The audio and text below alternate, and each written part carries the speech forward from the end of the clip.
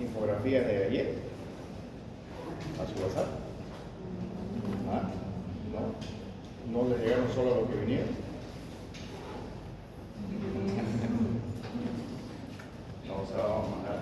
Hoy día mandamos esa diapositiva y además vamos a mandar la bibliografía que les prometí de los libros. ¿Ya? Vamos a mandar los libros, el PDF de Luhmann y Hillman y el Capsule. ¿Listo? Bien. Bueno, ya hablamos de la farmacocinética y ya saben ustedes que lo único que hace la farmacocinética es lo que el cuerpo le hace al fármaco, ¿no? Aquí es todo lo que es la absorción del fármaco, de donde ingresa, cómo se distribuye, su metabolismo y su expresión, ¿ya? Ahora nos vamos a enfocar en lo que es la farmacodinámica, en lo que el medicamento, ¿ya?, le hace al organismo. Aquí vamos a hablar de los tipos de receptores que tiene el organismo, donde actúa cada medicamento, ¿ya? Bien. Interacciones de fármaco y receptor. Esa es la farmacodinámica, ¿ya? Cada medicamento tiene un receptor donde va a actuar en el organismo, ¿ya? Esta farmacodinámica describe las acciones de un fármaco en el cuerpo. La mayoría de los fármacos ejercen efectos, obviamente todos, algunos benéficos lo van a ayudar, otros dañinos, otros tóxicos, ¿no? Y eso lo hace cuando interactúa obviamente con esas macromoléculas que son especializadas, ¿ya?, que se llaman receptores, y obviamente están presentes dentro de la célula, ¿ya?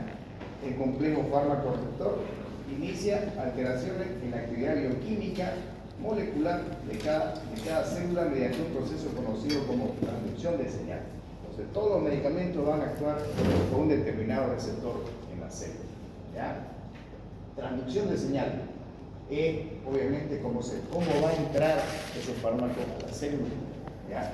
Los fármacos actúan entonces como señales y receptores, y los receptores actúan como detectores de esa señal, ¿ya?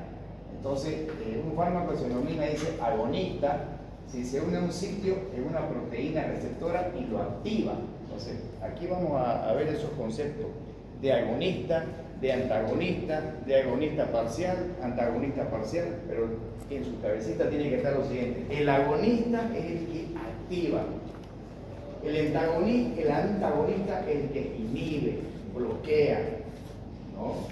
Entonces, por ejemplo, un ejemplo sencillo y fácil, relacionado con la vigilia y el sueño, por ejemplo. Tomo un medicamento para que yo esté despierto, es agonista, me mantiene despierto, me activa.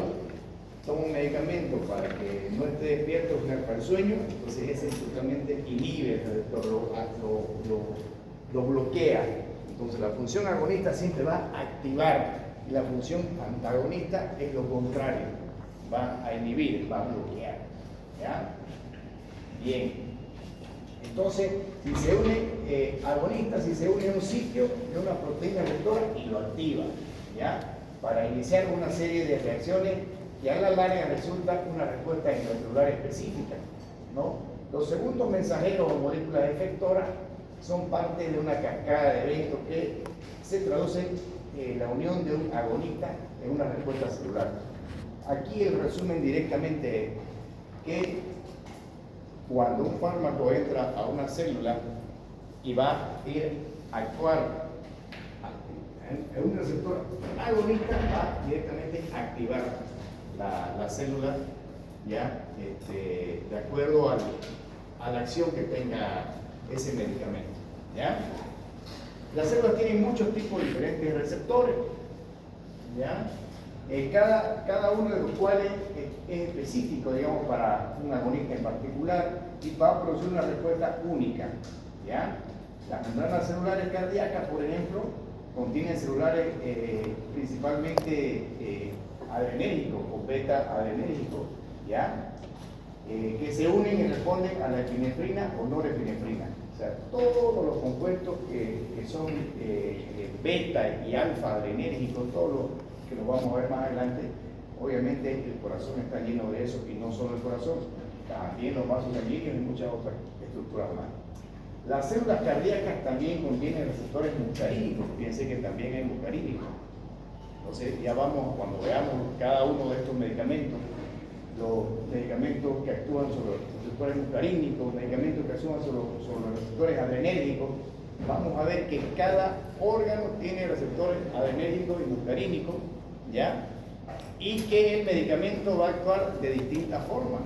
En algunas partes va a inhibir y en otras partes va a estimular. Esa parte es muy bonita que lo vamos a ver más adelante, ¿ya? Bien, las células cardíacas también contienen receptores muscarínicos que se unen y responden a la acetilcolina, ¿ya? Estas dos poblaciones de receptores interactúan de forma dinámica para controlar las funciones vitales del corazón. ¿Por qué? ¿Por qué esa dinámica? Esa dinámica es interesante. ¿Por qué? Porque el corazón tiene dos tipos de receptores, ya lo hemos dicho, adrenérgicos y muscarínicos. Los receptores adrenérgicos viene de la palabra adrenalina, adrenérgico, adrenalina, ¿ya? Ahí, ¿cuál es la adrenalina siempre va a estimular, ¿no? Siempre va a activar. Entonces el corazón, cuando estamos nosotros con la adrenalina full, el corazón va a estar siempre por una tendencia a la taquicardia, siempre, ¿ya? Pero también tiene receptores muscarínicos. Y en los receptores muscarínicos, ¿cuál es el neurotransmisor o la molécula? Es la acetilcolina. También está en el corazón. ¿Y cuándo actúa la acetilcolina? Cuando estamos descansando, ¿no? Aquí está, que lo vamos a ver más adelante, los neurotransmisores o las sustancias que están actuando cuando se trata de el sistema nervioso autónomo. Sabemos que el corazón es un órgano totalmente autónomo. Entonces está comandado por el sistema nervioso autónomo y hay dos en el sistema nervioso autónomo y cada cual tiene una sustancia que actúa. El sistema nervioso simpático y el parasimpático. El simpático es adrenalina y el parasimpático es acetilcolina. Entonces, la mayoría de los órganos tienen receptores para estos dos, para la adrenalina y para la acetilcolina. Entonces, cuando el corazón está con predominante función simpática, es la adrenalina. Están actuando estos receptores beta-adrenérgicos de manera agonista, están estimulando al corazón, ¿ya? Pero cuando estamos durmiendo, descansando, ese corazón está siendo actuado, está en los receptores del parasimpático, de la acetilcolina. Entonces, por eso acá dice que estas dos poblaciones de receptores interactúan de forma dinámica para controlar las funciones vitales del corazón. Ahorita estamos con adrenalina y cuando estemos en casa durmiendo tranquilo, funciona la acetilcolina. Y hay medicamentos ahora que hacen la función de estimular los receptores adrenérgicos y también estimular los receptores muscarínicos en el corazón, ¿ya? La magnitud de respuesta celular es proporcional al número de complejos farmacoreceptores. Este concepto es básicamente similar a la formación de complejos entre enzima y sustrato, ¿ya? Y comparte muchas características comunes, ¿ya? Como la especificidad del receptor para un agonista determinado. Aunque gran parte de este capítulo se centra en la interacción de fármacos con receptores específicos, es importante saber que no todos los fármacos ejercen sus efectos al interactuar con el receptor. Los antiácidos, por ejemplo, neutralizan químicamente el exceso de ácido gástrico, con lo que reducen las alteraciones estomacales, ¿ya? Acá, por ejemplo, aquí, este gráfico, el número 1 acá, el receptor que no está ocupado no influye sobre los procesos intracelulares, obviamente. Cuando el receptor no está ocupado, no tiene por qué haber, digamos, una acción, digamos. Ahora, cuando el receptor está ocupado, pero con un agonista, ya directamente se activa, ya tiene las propiedades físicas y químicas alteradas, lo que va a conducir, digamos, a su interacción con moléculas celulares que van a producir una respuesta biológica, ¿no? Acá directamente el fármaco se une a su receptor y este ya va a desencadenar directamente, se lo va a activar, y si esta activación es agonista, entonces va a tener su efecto en el paciente, ¿no? Directamente dependiendo de qué fármaco es que está utilizando, ¿no? Porque pueden haber agonistas también muscarínicos y también agonistas adrenérgicos, ¿no? Entonces, de acuerdo a la función que tenga cada receptor, si estamos diciendo que el agonista muscarínico, cuando nosotros estamos durmiendo, la frecuencia cardíaca tiene que estar lo más baja posible. Por eso es que el parasimpático es el que nos da a nosotros la relajación y la recuperación de energía. ¿Ya? Entonces el corazón tiene que estar con la frecuencia cardíaca más baja posible. La frecuencia cardíaca del corazón, ¿cuánto es normalmente? De 60 a 100. Debajo de 60 se llama, y arriba de 100 se llama taquicardia. Entonces el parasimpático va a tener tendencia a la bradicardia, ¿ya? Pero si yo coloco un agonista muscarínico, ¿qué va a hacer ese corazón? Dependiendo de qué receptores va a ocupar. Eso lo vamos a ver más adelante para que no nos citemos. Pero los agonistas muscarínicos pueden producir taquicardia. Lo vamos a ver más adelante si eso. ¿Ya? Estado de los receptores. Existen receptores, en la ANMED nos dice dos estados. ¿Ya? Los receptores activos y los receptores que están totalmente pasivos. Hay dos tipos de receptores. Los que están sin activación y los que están activados. Así, aquí lo subraya con los inactivos al R y al activo con R y un asterisco. ¿Ya? Entonces, cuando vea la R sola, el receptor está totalmente activo, ya inactivo, perdón, y cuando está la R con asterisco está el receptor activo. ¿Ya? Bien, el equilibrio reversible entre sí, por lo general, favoreciendo el estado inactivo. Pero normalmente cuando estamos nosotros tranquilos, normalmente los receptores están obviamente inactivos. La unión de agonistas hace que el equilibrio cambie de inactivo, de la R sola, a activo, ¿no? Para producir el efecto biológico. ¿Ya? Ahora, ya nos vamos al otro concepto que quiero que se les quede. Antagonistas. Los antagonistas son fármacos que se unen al receptor, pero que no aumentan la fracción, de receptor activo. ¿Ya? En lugar de ello estabilizan la fracción inactivo. Es lo que le dije, es lo contrario. El fármaco agonista va directamente a ocupar el receptor y lo va a activar. Entonces va a estar una R activada. El fármaco antagonista directamente va a ocupar el receptor, pero lo va a tener inactivo. Cumple la función contraria. Ahora, un ejemplo acá para que se les quede en la cabeza. Hay medicamentos que directamente van de manera agonista, los agonistas beta, por ejemplo, ¿ya? Los agonistas beta, dependiendo cuál de ellos, agonistas beta 1, agonistas beta 2, agonistas beta 3, hay un montón de receptores beta, ¿ya? Los agonistas beta 1 normalmente estimulan la frecuencia cardíaca. Aumentan la frecuencia cardíaca. Pero los antagonistas beta 1 cumplen la función distinta. Van a hacer que la frecuencia de corazón va a bajar. Porque tiene la función contraria.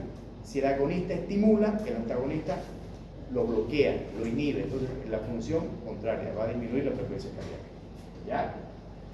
Entonces ya saben, la función agonista activa al receptor y la función antagonista lo inactiva al receptor. ¿Ya? Ese concepto es clave para comprender esta farmacodinámica. ¿Ya? Bien, algunos fármacos, hay algunos que son agonistas parciales. Entonces, ¿qué significa agonista parcial? Si un agonista total, por así llamarlo, le aumenta la potencia cardíaca a 100, el agonista parcial solamente, la potencia que tiene es aumentarlo solamente hasta el 50%, no al 100%. A eso se refiere la palabra parcial. ¿Ya? Entonces, y también hay antagonistas parciales. Van a bloquear esa función, pero en un 50%. ¿Ya? Eso también existe. ¿Por qué? Porque ahí están, digamos, las potencias que tienen cada fármaco. ¿Ya? Entonces, acá vamos a tener esta palabra, agonistas parciales, que cambian el equilibrio de R, que es inactivo, de receptor inactivo a receptor activo, pero la fracción de activación ya va a ser menor a la causada por un agonista total, 100%. ¿Ya? Y así vienen los medicamentos. Cuando ustedes lo tengan, digamos, cuando ya tengan en curso donde vean ya la medicación, más adelante, lo vamos a ver conmigo también en terapéutica. Ahí les dicen también los medicamentos. Está en la fórmula, este es un antagonista parcial, este es un agonista parcial, todo eso. ¿Ya? La magnitud del efecto biológico está directamente relacionada con la fracción ¿ya? del receptor activado. En resumen, los agonistas y antagonistas y agonistas parciales son ejemplos de moléculas o ligandos que se unen al sitio de activación en el receptor y pueden afectar la fracción del receptor activado. Es decir, que van a cumplir de acuerdo a su función, lo van a activar al receptor de manera total, de manera parcial o directamente, cuando es antagonista, lo va a bloquear en su totalidad. ¿Ya? Principios de familias de receptores. ¿Ya? Un receptor tiene, cuando un receptor es ocupado, digamos, por un fármaco, ¿ya? Produce una respuesta que es medible. ¿Ya? Así las enzimas, los ácidos nucleicos, las proteínas estructurales pueden actuar como receptores. Es decir, que los fármacos van a actuar en la célula por intermedio de enzimas, por ácidos nucleicos y las proteínas estructurales y proteínas también. ¿Ya? Esos van a actuar como receptores para fármacos agonistas endógenos. Sin embargo, las fuentes más ricas de receptores son las proteínas unidas a la membrana que transducen señales extracelulares en respuestas intracelulares. Es decir, las captan, aquí todo esto es afuera de la célula y esto es adentro de la célula. Entonces, captan a los medicamentos obviamente en la parte extracelular y ese receptor activado ya ingresa a la célula para que ya se cumpla esa función. ¿Ya? Y son estos cuatro, fíjense, estos cuatro tipos de receptores que van a ver. Uno que es por canales iónicos, ya, compuerta de ligando. Fíjense, aquí directamente está la proteína captada por el receptor, se estimula, se abre la proteína e ingresa el medicamento adentro de la célula. ¿Ya? Acá lo mismo, ¿está? Receptores acoplados por la proteína G. Directamente el receptor capta el fármaco y directamente abre la compuerta para que ingrese el medicamento adentro de la célula, ¿ya? Estimulando a toda esta proteína G que hay acá. Y aquí, receptores ligados a enzimas, ¿ya? Lo mismo. Aquí dice el ejemplo de la insulina. Ingresa la insulina, ya estimula a este receptor, ya e ingresa dentro de la célula. Y este directamente son receptores, normalmente estos son medicamentos principalmente liposolubles, ya son intracelulares. Aquí, por ejemplo, los esteroides, ya que los esteroides normalmente son muy liposolubles, directamente ingresan y atraviesan la barrera de la bicapa de lípidos que tenemos en la célula e ingresan directamente a la célula. ¿Ya? Entonces, aquí dice, estos receptores pueden dividirse en cuatro familias. Son cuatro familias de receptores. ¿Ya? Canales iónicos de compuerta de ligando, acá lo vemos, son canales iónicos. Se estimula el receptor y se abre un canal para que ingrese el medicamento y actúe. Receptores acoplados a la proteína G, esta es la proteína G, ¿ya?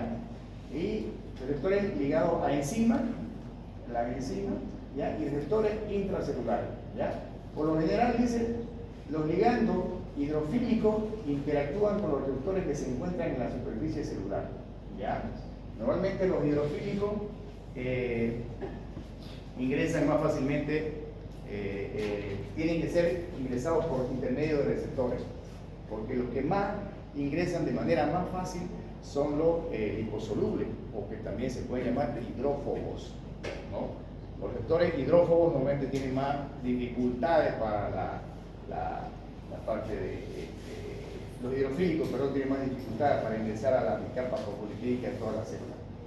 ¿Ya? En contraste, los ligandos hidrófobos entran a la célula a través de la bicapa lipídica de la membrana celular para interactuar con los receptores que se encuentran dentro de la célula. Los hidrófobos es como un sinónimo de liposoluble, ¿ya?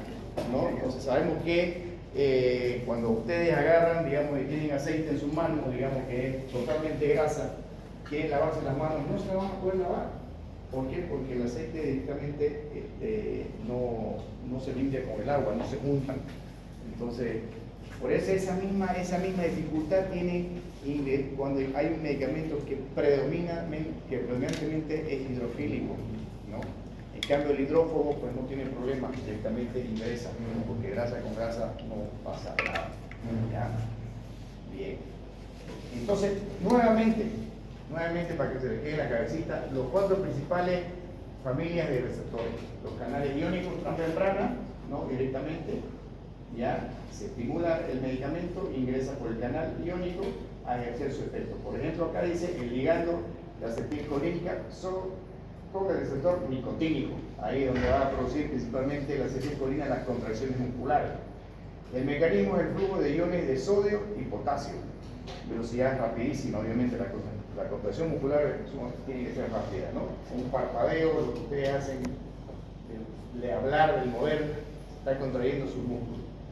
El otro es acoplado a la proteína G, ¿ya? Ligando aquí, por ejemplo, la norepinefrina, que tiene receptores alfa y beta.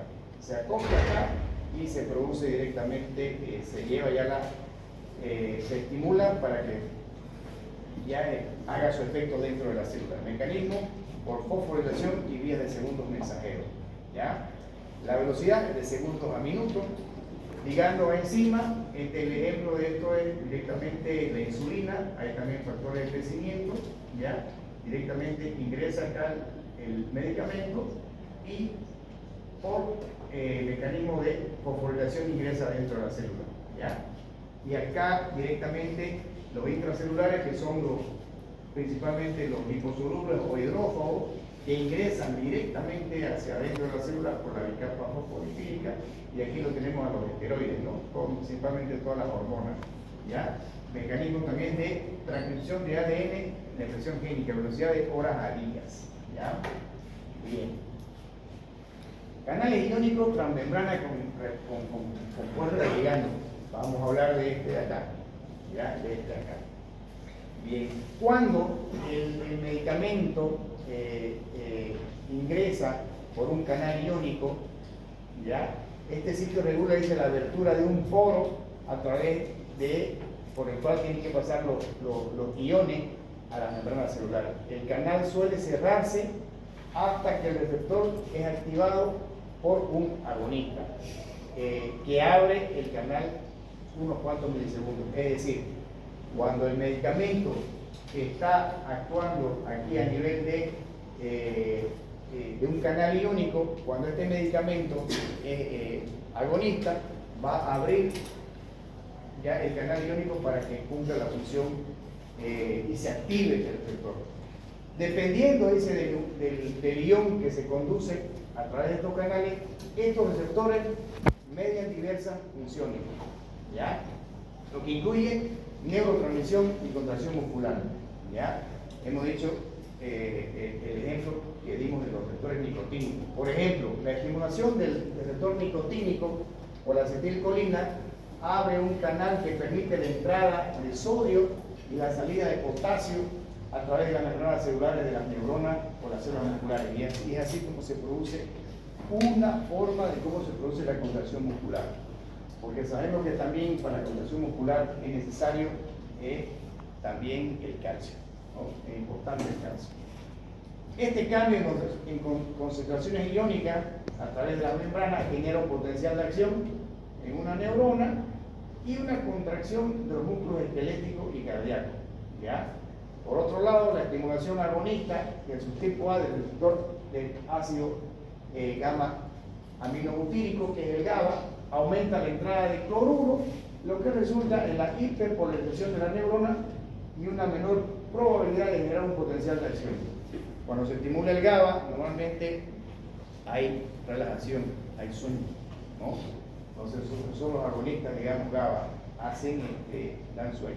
Los sitios de unión a fármacos también se encuentran en muchos canales iónicos con compuerta de voltaje, donde pueden regular la función del canal. Por ejemplo, los anestésicos locales se unen al canal de sodio con compuerta de voltaje, lo que inhibe la entrada de sodio y disminuye la condición neuronal. Por ejemplo, aquí, estos anestésicos locales, por ejemplo, ¿qué es lo que hace la lidocaína? Pues esto, directamente inhibe la entrada de sodio y hace que esa parte esté directamente anestesiada, ¿no? Por ese motivo, ¿ya? Vamos a ver ya sobre este punto 2, ¿ya? Ya no son canales, este punto 2, ya no son canales iónicos, directamente son estos otros que son canales iónicos transmembrana con compuerta receptores transmembrana acoplados a proteína G, directamente a la segunda, esta de acá, ya, a proteína G. Bien, la porción extracelular de este receptor ya directamente interactúa cuando se activa con la proteína G, ya, está directamente, aquí está el medicamento, aquí está el receptor, acá ya el medicamento actúa directamente con el receptor y directamente va a activar a esta proteína G. Y esta proteína G activada, pues directamente ya va a entrar dentro de la célula para hacer su función, ya sea agonista o antagonista, de acuerdo a lo que es el medicamento, ¿ya? Hay muchos tipos, dice, de proteína G, ¿no? Hay muchos tipos, la GS, la B, la Q, pero todos los tipos están compuestos por 3 subunidades proteínicas. La subunidad alfa, que se une al trifosfato de guanosina, la subunidad beta y la gamma. Aquí está, fíjense, aquí está la alfa, la beta y la gamma, ¿no? Alfa, beta y gamma. Gamma, beta y alfa. Esa es la famosa proteína G, ¿ya? Bien, la unión de un agonista al receptor aumenta la unión del guanidín trifosfato a la subunidad alfa, causando la disociación del complejo alfa guanidín trifosfato del complejo beta gamma, ¿no?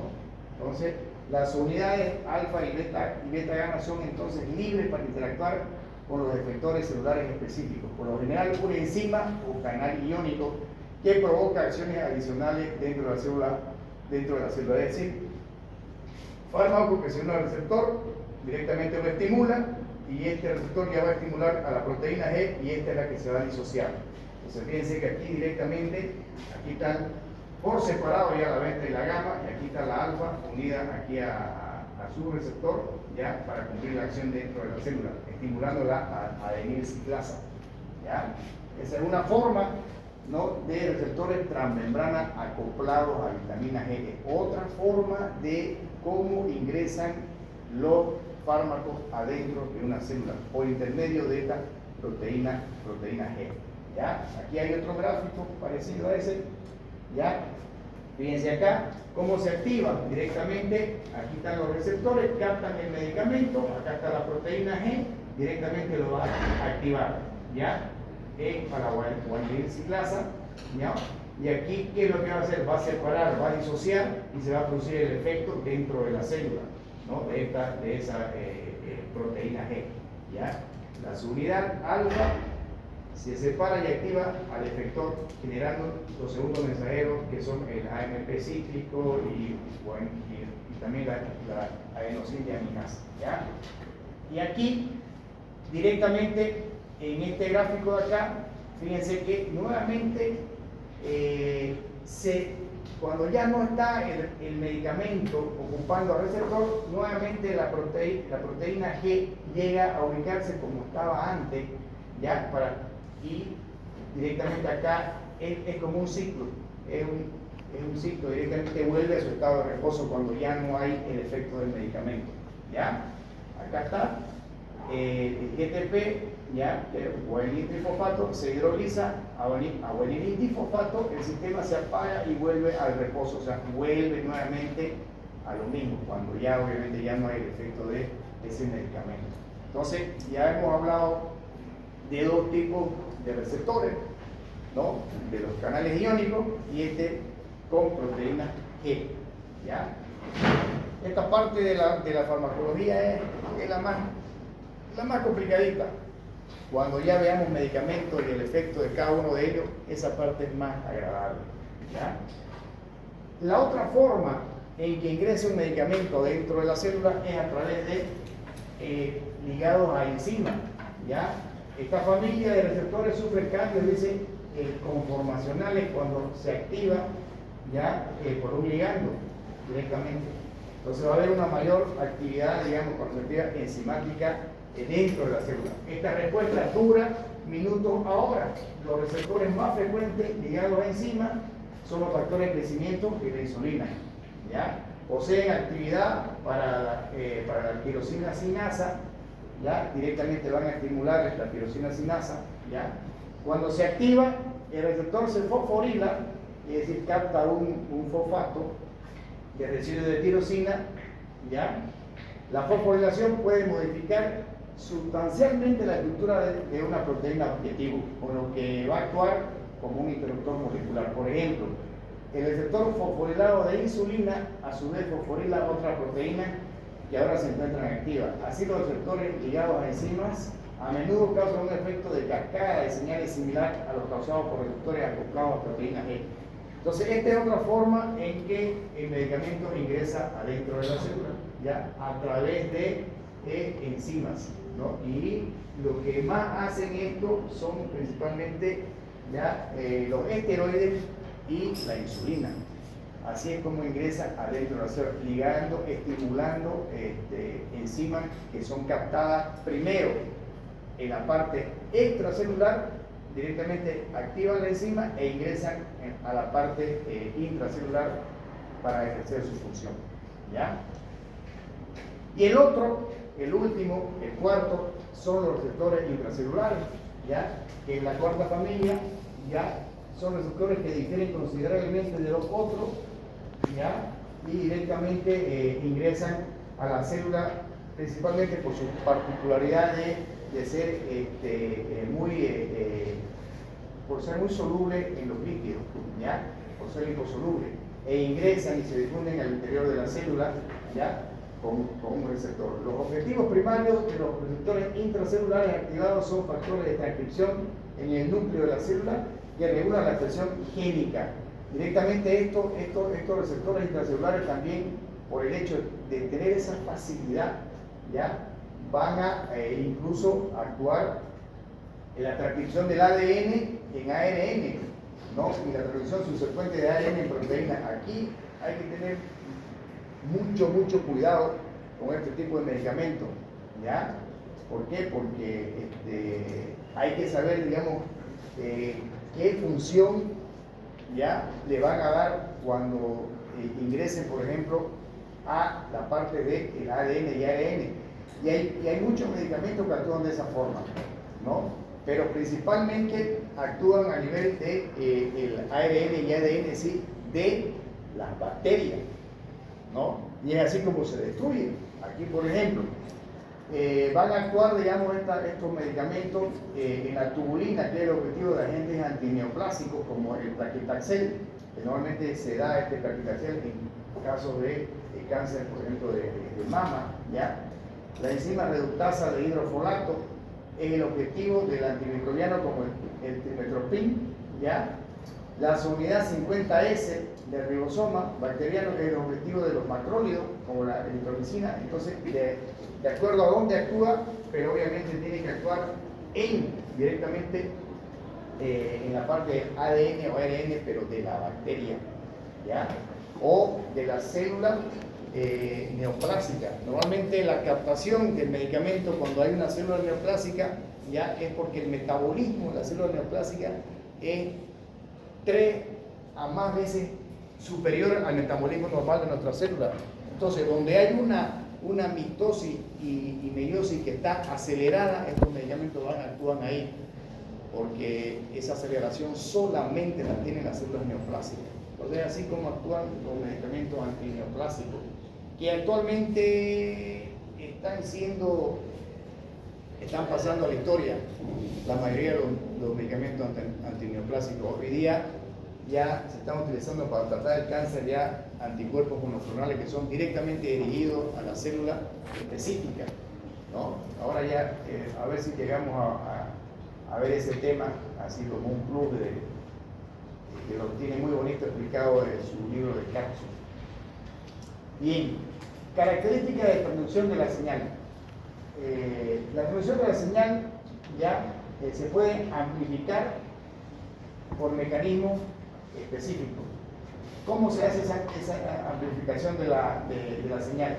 Una característica de los receptores ligados a proteína, este es directamente el proteína G, y los ligados a enzima, es la capacidad de amplificar la intensidad de la señal y duración del efecto ya en una cascada adentro de la célula. ¿Ya? Además, la proteína G activada persiste por una mayor duración que el complejo original agonista receptor. ¿Ya? Aquí hay un ejemplo de esto, el famoso salbutamol. ¿Ya? Solo puede existir por unos cuantos milisegundos. ¿Ya? El salbutamol, por ejemplo, es un agonista beta 2. ¿Ya? Entonces, este salbutamol, si lo conocen algunos de ustedes, es el que se da principalmente en el paciente que tiene asma. ¿Ya? ¿Por qué? Porque directamente actúa a nivel de músculo liso, dilatándolo, ¿no? Este salbutamol va a actuar obviamente a nivel de estas proteínas G, ¿ya? Y va a directamente producir esa broncodilatación, ¿ya? Este salbutamol, como dice acá, solo puede existir por unos cuantos milisegundos, pero las proteínas G activadas, subsecuentes, pueden durar por más milisegundos, ¿ya? Cuando ya está activada. ¿Por qué? Porque cuando se estimula la proteína G, adentro de la célula hay una cascada de señales que van a hacer que esa acción dure más tiempo. ¿Ya? La prolongación y amplificación adicionales de la señal inicial están mediadas por la interacción entre la proteína G y sus respectivos objetivos intracelulares. Dice, debido a esta amplificación, solo una fracción del total de receptores para un ligando específico puede necesitar estar ocupada para provocar una respuesta máxima. Es decir, cuando el medicamento actúa a través de proteína G, ¿ya? O a través también de por ligandos enzimáticos, esa señal puede durar más tiempo, ¿ya? Activando ese tipo de receptor, ¿ya? O sea que cuando es por un canal iónico, a veces el receptor, que el medicamento que ingresa dentro de la célula, la respuesta puede ser muy rápida. Entonces, en cambio, cuando actúa con un receptor de una proteína G o con un ligando enzimático, la respuesta puede durar mucho más tiempo dentro del organismo, ¿ya? Más que todo se refiere a eso. Acá se dice que los sistemas que exhiben esta conducta tienen receptores de repuesto. ¿Ya? Alrededor del 99% de los receptores de insulina son de repuesto, proporcionando una inmensa reserva funcional que asegura la cantidad adecuada de glucosa que entre a la célula. Por otro lado, solo alrededor de 5 a 10% de los beta de receptores totales en el corazón son de repuesto. Es que aquí, por ejemplo, la respuesta es distinta, ¿no? El corazón tiene que estar con todos sus receptores activados o inactivados. ¿Por qué? Porque el corazón pues, es 24/7, tiene que seguir latiendo. Entonces, pero sin embargo tiene un 5 a 10% de receptores que no ocupan, que lo tiene como que guardado, como el que reserva, ¿ya? En cambio con la insulina está como que más del 99%, ¿ya? Por lo tanto, existe una pequeña reserva funcional en el corazón con insuficiencia, debido a que la mayoría de los receptores deben estar ocupados para obtener una máxima contractibilidad. Es decir, el corazón tiene que estar 24/7, por eso es que el corazón tiene también mayores depósitos de glucógeno, sus mitocondrias son más grandes. ¿Por qué? Porque necesita energía constante, ¿ya? Desensibilización y regulación negativa de los receptores. La administración continua de un agonista o antagonista a menudo conduce a cambios en la capacidad de respuesta del receptor. Es decir, aquí esto es interesante, porque como que si fuera un efecto como que paradójico. Normalmente la célula, cuando está siendo estimulada muy repetidamente por un agonista, muchas veces ya incluso aumentando la dosis, no aumenta más esa frecuencia cardíaca. ¿Me entiendes? Si tenemos un agonista estimulando a los receptores beta, le seguimos dando la dosis, ya no va a reaccionar el corazón como la primera vez que le colocamos la adrenalina, por así decirlo. Ya ese corazón como que ya entra en un estado, esas células, perdón, estimuladas, entra en un estado como que de refractario, como que de reposo, como que se defienden de esa manera, de esa manera se defienden para que no sigan siendo estimuladas, ¿no? Y de esa manera es lo que quiere decir con esto, la desensibilización y regulación negativa de los receptores. Cuando se administra continuamente un agonista o un antagonista, a menudo eso conduce a cambios en la capacidad de respuesta del receptor. El receptor puede desensibilizarse demasiado o una estimulación agonista abundante, digamos, cuando está estimulado de manera muy frecuente, directamente el resultado es una respuesta disminuida, disminuye la respuesta en la célula, pero eso es como un mecanismo de defensa. Este fenómeno se conoce como taquifilaxia. A menudo se debe a la fosforilación que hace que los receptores no respondan al agonista. Además, los receptores pueden interiorizarse dentro de la célula, haciendo que ya no esté disponible para la interacción agonista adicional. Por eso es que hay una regulación negativa. No importa la dosis, a veces podemos seguir con la misma dosis, pero la respuesta no va a ser la misma. Aquí yo le coloqué a este paciente a la hora cero, digamos, adrenalina, y tuvo una respuesta espectacular, pero de pronto le coloco nuevamente a los 5 minutos y ya la respuesta no va a ser la misma, ya va a ser menor la respuesta. Pero si dejamos un poco a esa célula que se vaya recuperando y le coloco de nuevo, nuevamente voy a tener una respuesta. ¿Por qué? Porque nuevamente va a haber una recuperación intracelular y va a haber la respuesta similar a la siguiente. Entonces, esta es la inyección repetida de un fármaco. Aquí le doy el fármaco, pero a un intervalo menor de tiempo. Acá esperamos 20 minutos para darle. Aquí le dimos como que los 5 minutos. Entonces dice, después de un periodo de reposo, la administración del fármaco resulta en una respuesta de la magnitud original, como la primera. Es una manera de la célula también de cuidarse, ¿no? Entonces, la administración repetida de un agonista como la epinefrina, justamente la adrenalina, hace que haya una respuesta disminuida en la célula. Bien. Entonces, eso es durante esta fase de recuperación, por eso está la palabra, la célula como se está recuperando. Se dice que los receptores que no responden son refractarios. El periodo refractario es cuando la célula normalmente está en reposo. De posición repetida de un receptor antagonista, ya saben, antagonista es la función totalmente contraria.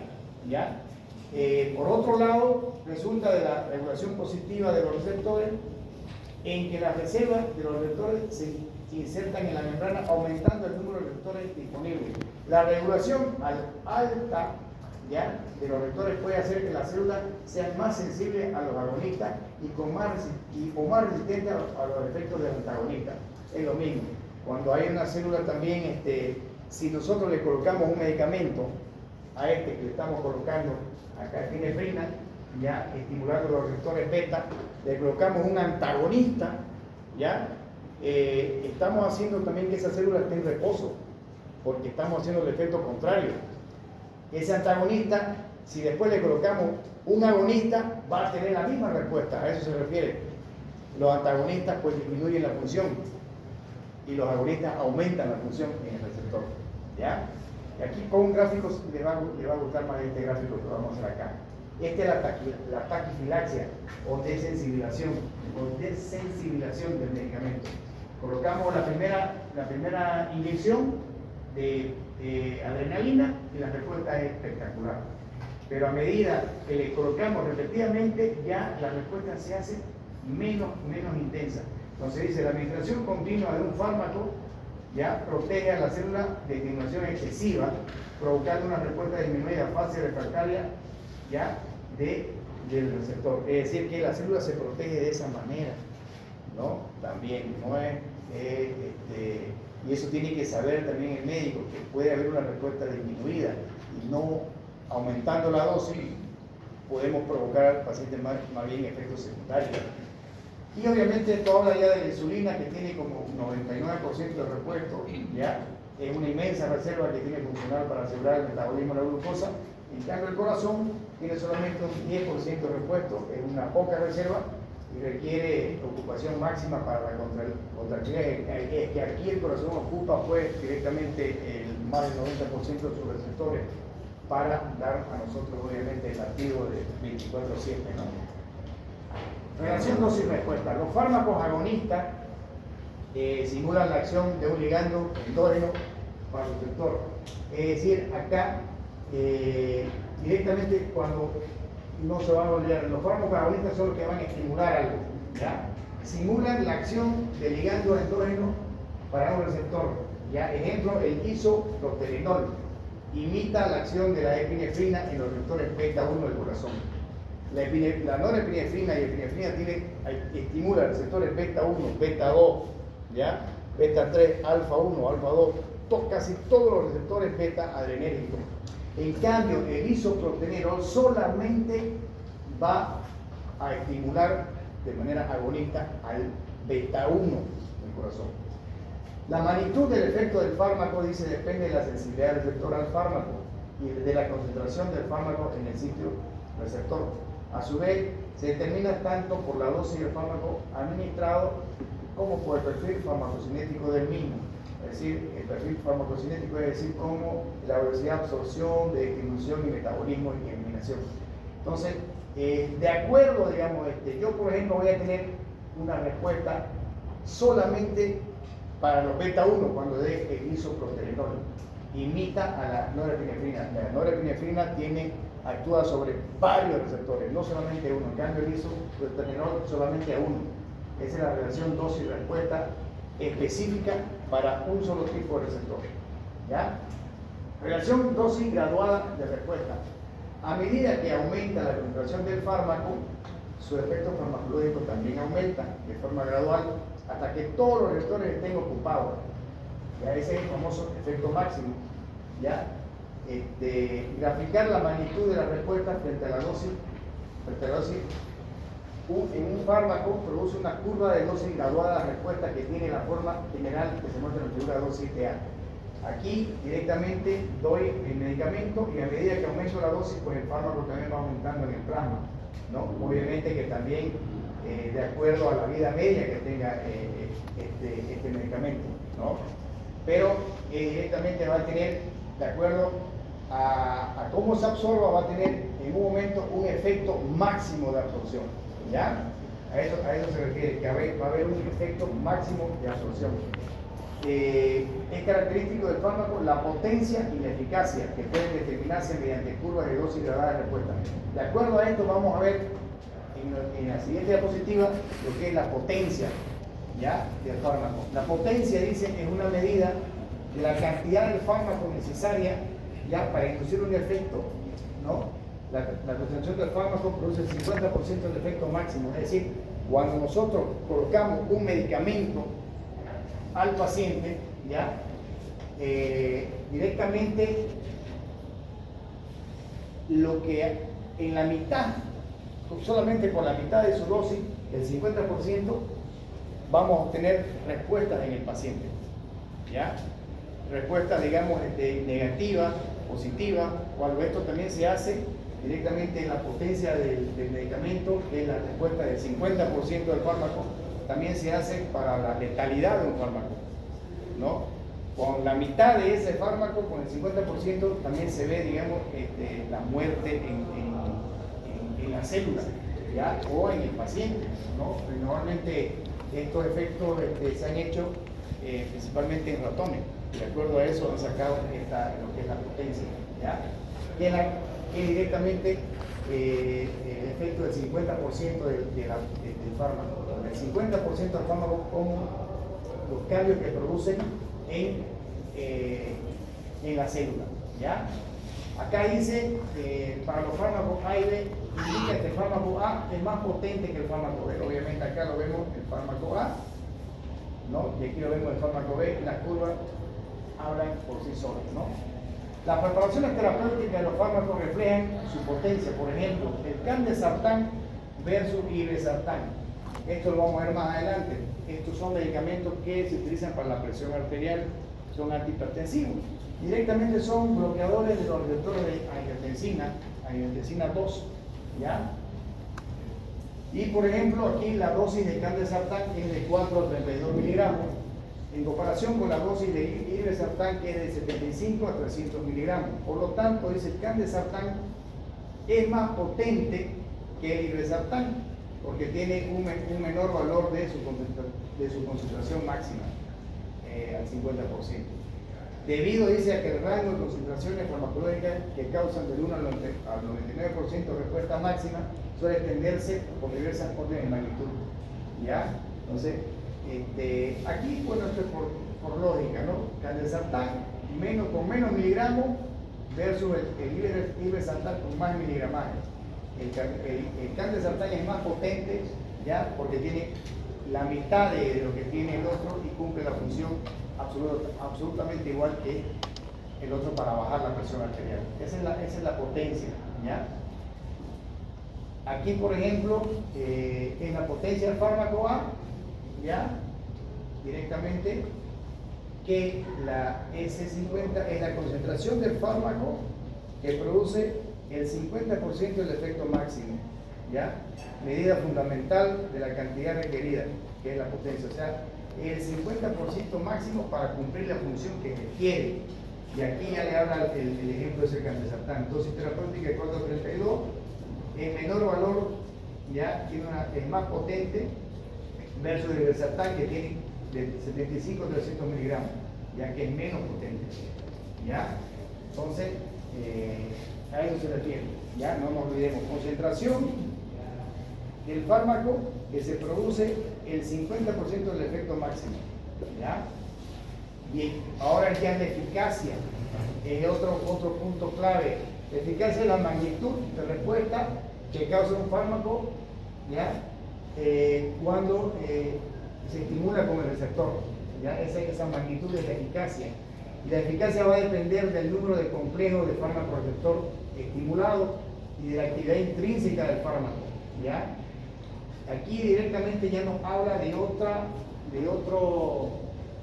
concepto, actividad intrínseca del fármaco. Esta actividad intrínseca del fármaco, es decir, cuando ingresa el fármaco dentro de la célula, produce su efecto, pero algunos se quedan adentro por más tiempo, como los que actúan con la proteína G o las enzimas, y esa actividad intrínseca significa que el fármaco sigue actuando todavía dentro de la célula. ¿Ya? Y la eficacia máxima de un fármaco asume que el fármaco ocupa todos los receptores y no se observa un aumento en la respuesta ante mayores concentraciones del fármaco. La respuesta máxima difiere de los agonistas totales y parciales, incluso cuando el fármaco ocupa el 100% de los receptores. De forma similar, incluso a pesar de que el agonista ocupa el 100% de los sitios receptores, no resulta ninguna activación del receptor. ¿Ya? Y esta eficacia máxima es 0. Es decir, que va a depender también del tipo de receptor, ¿no? Del tipo de acción que tenga el medicamento, sea agonista o es antagonista. ¿Ya? Bien, acá normalmente el fármaco A, ¿ya? Esta es la eficacia máxima al 100%. El fármaco A obviamente va a tener una eficacia más rápida. El A, fíjense, es más potente que el B. ¿Por qué? Porque desplaza más la curva hacia la izquierda, pero ambos alcanzan el mismo efecto tienen la misma eficacia.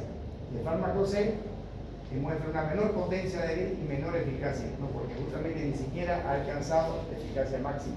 La eficacia es una característica clínicamente más útil que la potencia.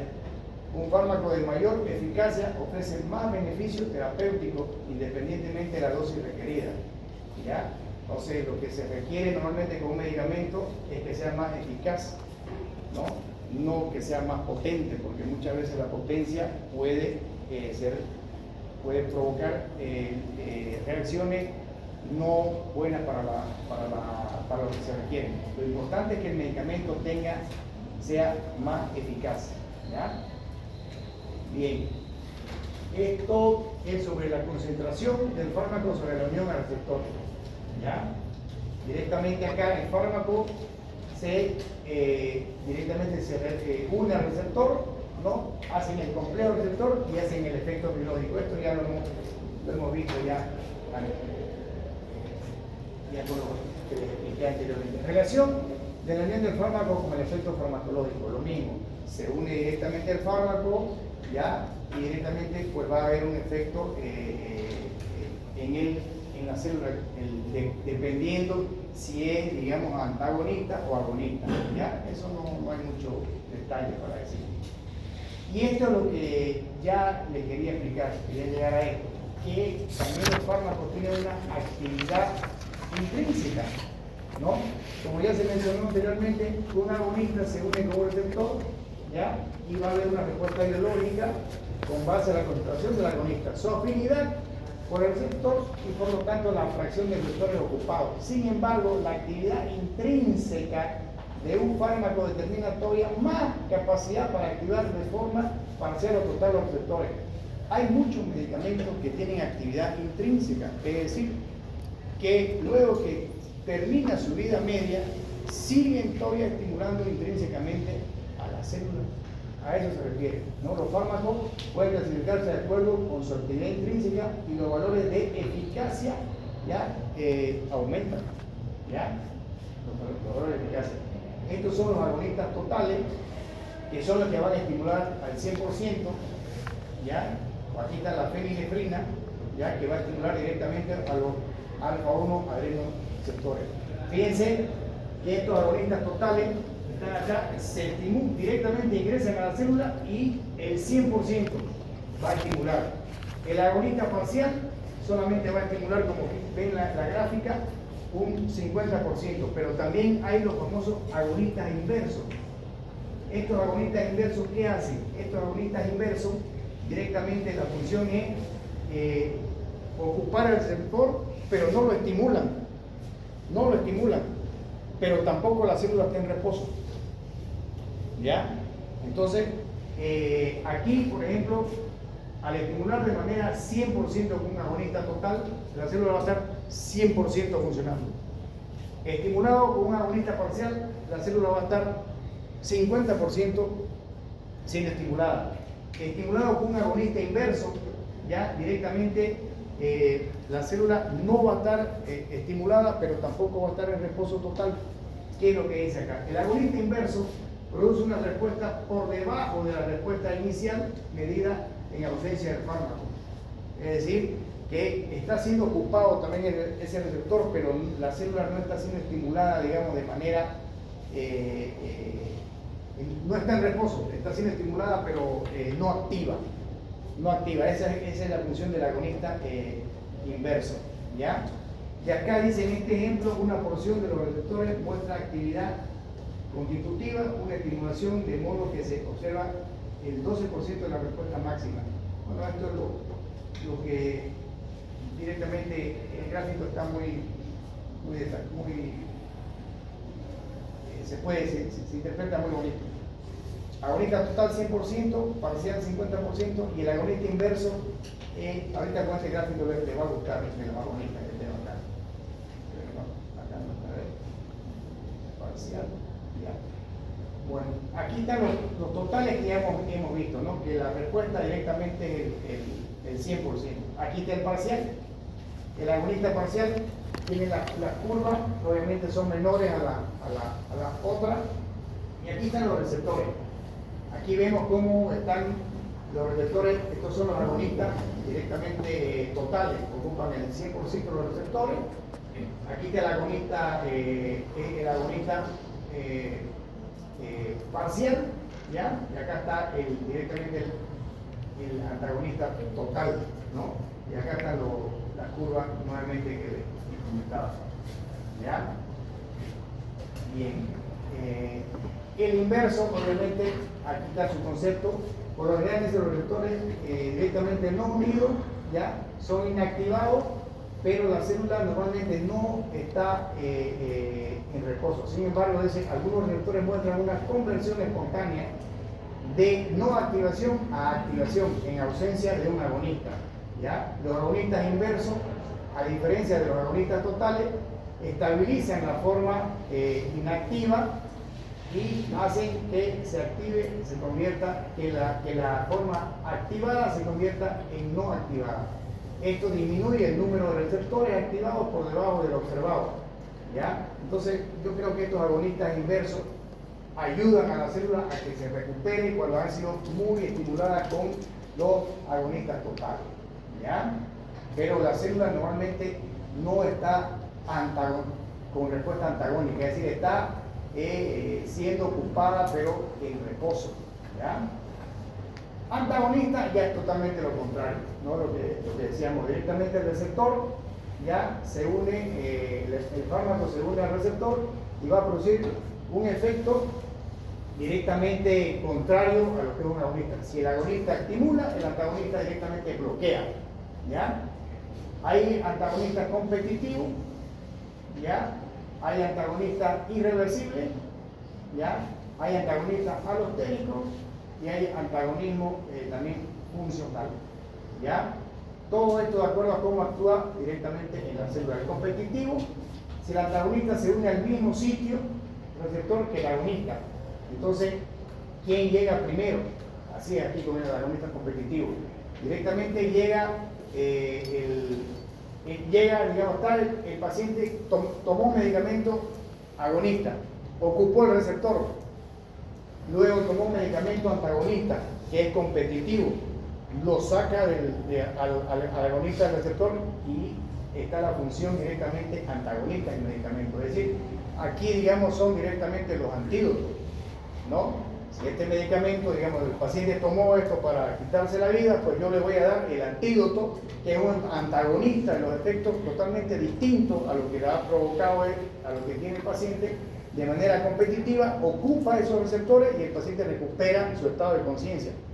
¿No? Así, por ejemplo, aquí los ejemplos son, ya, acá le da un ejemplo ya de la terazocina, que compite con el ligando endógeno de la norepinefrina. La terazocina ya actúa sobre los receptores alfa-1, pero directamente es un antagonista de los receptores alfa-1, la terazocina. ¿Ya? Y en cambio la norepinefrina, que ya les he dicho que actúa estimulando los beta-1, beta-2, alfa-1, alfa-2, directamente estimula todo, es agonista de todos ellos. La terazocina, directamente un antagonista de los adrenoreceptores, lo que disminuye el tono del músculo liso vascular y reduce la presión arterial. Normalmente la terazocina la damos nosotros en pacientes que tienen hiperplasia prostática benigna, ¿ya? Pero también se puede dar cuando hay presiones refractarias que no ceden con los antihipertensivos comunes. ¿Ya? Sin embargo, al aumentar la concentración del agonista relativo al antagonista puede superar esta inhibición. ¿Ya? O sea, es decir que dependiendo qué es lo que quiero hacer con el paciente. ¿Ya? Pero estos son los antagonistas competitivos. ¿Ya? Estos son los irreversibles. Antagonistas irreversibles se unen de forma directamente al receptor, que van a reducir de forma permanente el número de receptores disponibles al agonista, es decir, bloquean directamente al agonista, ocupan los receptores y aunque haya, digamos, fármacos agonistas, no van a ocupar esos receptores porque ya están ocupados irreversiblemente por los antagonistas. Entonces, ¿qué es lo que pasa acá, digamos? Directamente tienen que esperar a que la vida media de este antagonista se vaya disminuyendo en sangre para que recién esa célula se recupere, ¿no? ¿Por qué? Porque estos se unen de manera irreversible y van a hacer la función antagónica de manera irreversible, ¿no? Lo que hay que esperar aquí directamente es la vida media del fármaco para que recién deje de funcionar, ya, mientras se hacen las otras medidas, digamos, de acuerdo a lo que el paciente haya tomado. Directamente el alostérico es cuando el antagonista se une a un sitio distinto de lo que es la unión o sea, el receptor alostérico significa la unión, supónganse de que directamente es un medicamento que se ocupa, digamos, de estimular por canales iónicos, pero este medicamento no ocupa el canal iónico, ocupa otra forma de ingresar a la célula, ¿ya? Entonces, o que ocupen, digamos, también ligado a proteínas, pero la proteína G no, ocupa otro tipo de proteínas para ingresar a la célula, ¿ya? Entonces eso es antagonista alostérico, que ocupa un sitio de unión al receptor totalmente distinto al de que ocupó un agonista, ¿ya? Y de esta manera, digamos, actúa este receptor alostérico, ¿ya? El antagonismo funcional, un antagonista puede actuar con un receptor completamente separado, iniciando efectos que son funcionalmente opuestos a un agonista. Un ejemplo clásico es el antagonismo funcional por la broncoconstricción inducida por la epinefrina e histamina. Bien, la epinefrina nunca le va a producir una broncoconstricción, nunca, pero sí la histamina. La histamina directamente se une a los receptores de histamina H1 del músculo rizobronquial y va a causar la broncoconstricción. La epinefrina es un agonista en los beta-2 adrenoreceptores en el músculo rizobronquial, lo que hace que el músculo se relaje.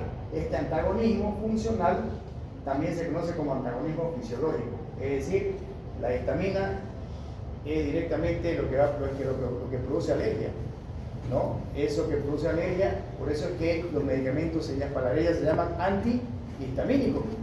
Y hay dos tipos de receptores de histamina, los H1 y los H2, que lo vamos a ver más adelante. Pero, normalmente, ¿dónde están estos? ¿Cuándo se libera la histamina? La histamina se libera cuando hay una alergia. Algo pasó en el paciente, una alergia, ya sea del ambiente, ya sea una medicación, ya sea una comida, se libera la histamina y la histamina, de acuerdo a dónde esté pasando, va a ejercer sus funciones. Si por ejemplo solamente la alergia a nivel de piel, pues en piel vamos a tener esa reacción porque se liberó la histamina solamente a nivel de la piel y le pica y le salen ronchas y todas esas cosas. Pero si el efecto fue mayor y el paciente tiene tendencia a la alergia, ya esa histamina puede llegar también a provocar una broncoconstricción y ahí hay riesgo de vida ya. Entonces a ese paciente hay que colocarle ya otra medicación para combatir los efectos de la histamina, ¿no? Bien, acá esto es sobre el espectro de activación del agonista, ¿ya? El agonista total obviamente es el 100%, ¿ya? Es la respuesta máxima. El agonista parcial es la actividad intrínseca mayor, ¿ya? Y aquí tenemos el agonista inverso. Es una actividad intrínseca menor a cero. Estabiliza el receptor en su forma inactiva, suprimiendo la actividad basal, ¿ya? Ese es el inverso. Está estimulado ese receptor, pero en reposo, ¿ya? Bien. Este es el equilibrio, ¿ya? Del receptor activado, del receptor inactivo al activado, ¿ya? Por ejemplo, cuando está ocupado ese receptor por agonistas totales, la balanza se inclina hacia la activación 100%.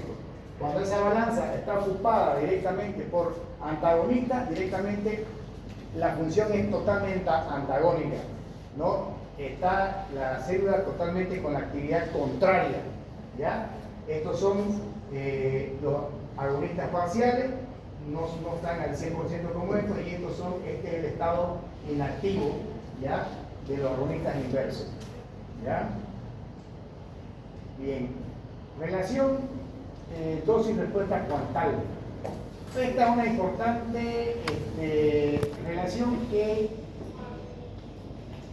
de la dosis-respuesta es aquella que entre la dosis del fármaco y la proporción de una población, ¿ya? De pacientes. Directamente, esto se debe directamente a es sobre el índice terapéutico. Esta dosis cuantal es cuando se da una medicación, digamos, a una población general y hacen, digamos, ya las estadísticas del 50% de lo que ese medicamento hace efecto en esos pacientes, ¿ya? Directamente, una respuesta positiva se define como la caída al menos del 5%, 5 miligramos de la presión arterial diastólica cuando se da el atenolol, pero ese 5 miligramos de la presión arterial diastólica, ¿en cuánto de los pacientes ha tenido ese efecto? En el 50%. Entonces ahí se dice que la dosis respuesta es el 50%, la respuesta contraria es el 50% con el atenolol. Para sacar estadística, ya directamente la dosis contraria es cuando se da una medicación a un determinado número de población. Y ahí sale el índice terapéutico de un fármaco que es la razón de la dosis, ya que produce toxicidad en la mitad de la población. ¿Ya? Entonces, a la dosis que produce una respuesta clínicamente deseada. ¿Ya? El índice terapéutico es una medida de seguridad del fármaco, debido a que el valor más grande indica amplio margen entre las dosis que son efectivas y aquellas que son tóxicas. ¿Ya? Entonces, el índice terapéutico de un fármaco es la razón de dosis que produce la toxicidad en la mitad de la población. Entonces, tenemos que también saber el índice terapéutico de los medicamentos, porque de acuerdo a eso está la seguridad del fármaco para no dar dosis tóxicas en los pacientes. Bien, la utilidad del índice terapéutico ya determina directamente, eso es de acuerdo a saber qué medicamento puede provocar, digamos, efectos no deseados en el paciente. ¿Ya? En estos casos el riesgo de experimentar efectos adversos no es tan grande como el riesgo de dar la enfermedad sin tratar. La muestra de respuesta a la warfarina, por ejemplo, un anticoagulante oral con bajo índice terapéutico, y la penicilina, un fármaco antidiurético con un gran índice terapéutico. ¿Cuál es la utilidad clínica del índice terapéutico? Por ejemplo, la warfarina, ¿ya? ¿Qué es lo que pasa? Es un medicamento que hay que darle al paciente, pero de forma muy rígida. Tiene que estar en ayunas el paciente, y la warfarina es un anticoagulante.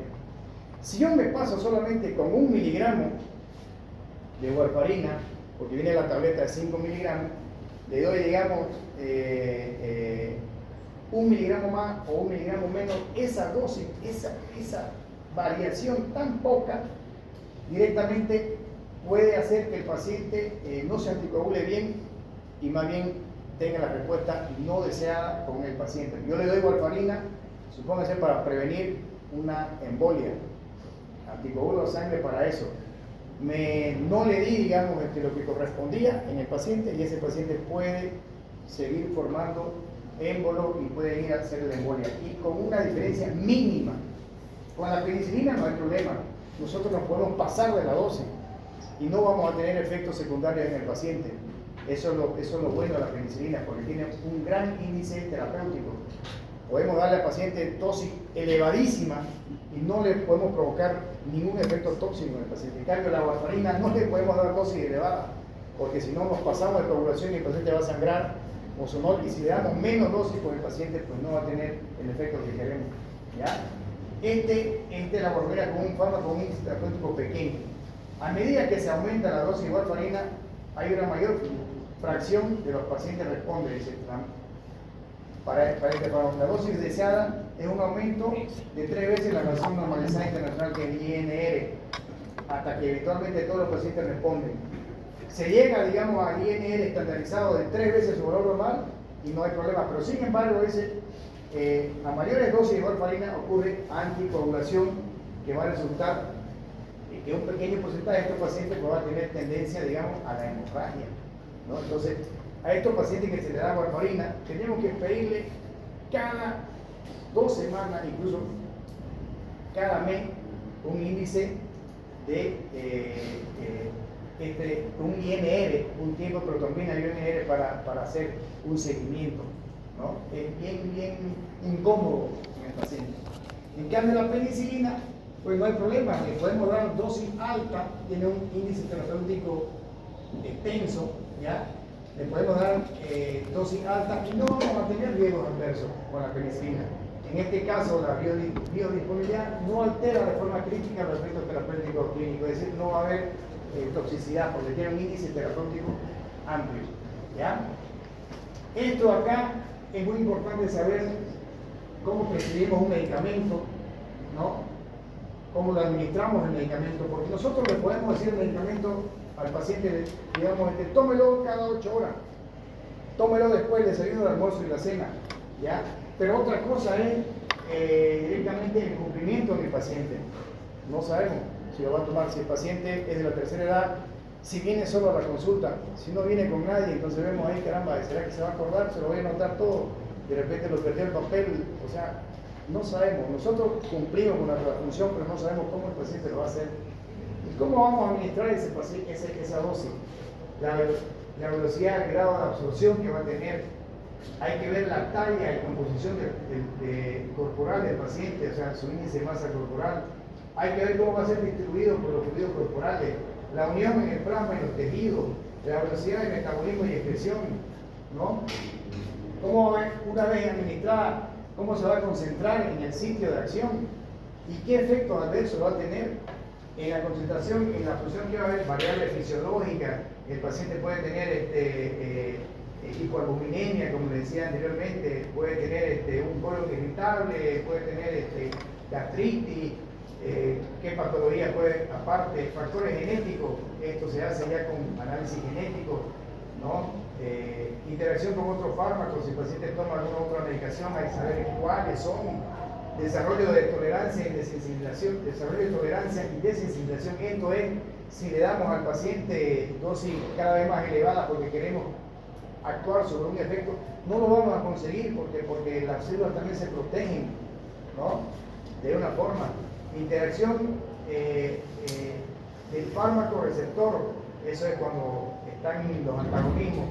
El paciente toma un medicamento para las náuseas, le damos la famosa domperidona, pero el paciente también tiene diarrea y le damos un antiespasmódico. La domperidona es un procinético, significa pro movimiento, ¿ya? Entonces viene el paciente a la emergencia, estoy con vómitos y diarrea. Y la mayoría de los médicos de acá, metoclopramida y antiespasmódico. ¿Por qué? Porque tratan el síntoma. Le doy para la diarrea y le doy para los vómitos. Efectos secundarios de los procinéticos, que son todos los antieméticos. Los antieméticos son procinéticos, la mayoría. Domperidona, metoclopramida, ¿ya? Cisaprida, estimulan el peristaltismo, ¿no? Si el paciente está con diarrea, le voy a estimular más la diarrea. O sea, le voy a quitar las náuseas, ¿sí? Pero le voy a producir más diarrea. Entonces, lo que hay que darle a estos pacientes, en la emergencia, cuando ustedes tengan, hay que darle un medicamento, ¿ya? Que le quite las náuseas, pero que no estimule el peristaltismo, ¿no? Entonces, ahí, por ejemplo, hay otro. Ahí, por ejemplo, podemos dar el ondansetron. Ya lo vamos a ver eso más adelante, ¿ya? Muy bien. Este es todo un resumen de lo que hemos hablado. ¿Ya? Cómo actúan los medicamentos en nuestro cuerpo. Tenemos los receptores, ¿ya? Y la transducción directamente, la llave directamente es el receptor, que es la unión del fármaco, ¿ya? Que se inicia obviamente a través de esta llave, que es con lo que va a ingresar la célula. Y son estas cuatro tipos de receptores. Los de canales iónicos, los de receptores acoplados a proteína G, los receptores ligados a enzimas, directamente los que son totalmente liposolubles, ¿no? E ingresan dentro de la célula, ¿ya? Y acá tenemos los efectos directamente de agonistas versus antagonistas. El efecto agonista, todos los efectos agonistas estimulan al receptor y los antagonistas van a bloquear al receptor, ¿ya? Entonces aquí la potencia versus eficacia. Si el fármaco es más potente, a veces puede ser más tóxico. Lo que interesa al fármaco es la eficacia, que haga efecto en el paciente, ¿no? Y los tipos de agonistas y antagonistas, y que tiene actividad intrínseca. Agonista total, ya saben, efecto biológico, la respuesta biológica máxima. El agonista parcial, la efecto biológica es menos del 50%. Y el inverso, el paciente, la célula está no estimulada, pero tampoco puede ser ocupada por otro medicamento, pero está no siendo estimulada. Es decir, hay un efecto principalmente el efecto biológico es reposo, pero no está refractaria, está en reposo, el agonista inverso, ¿ya? Muy bien, entonces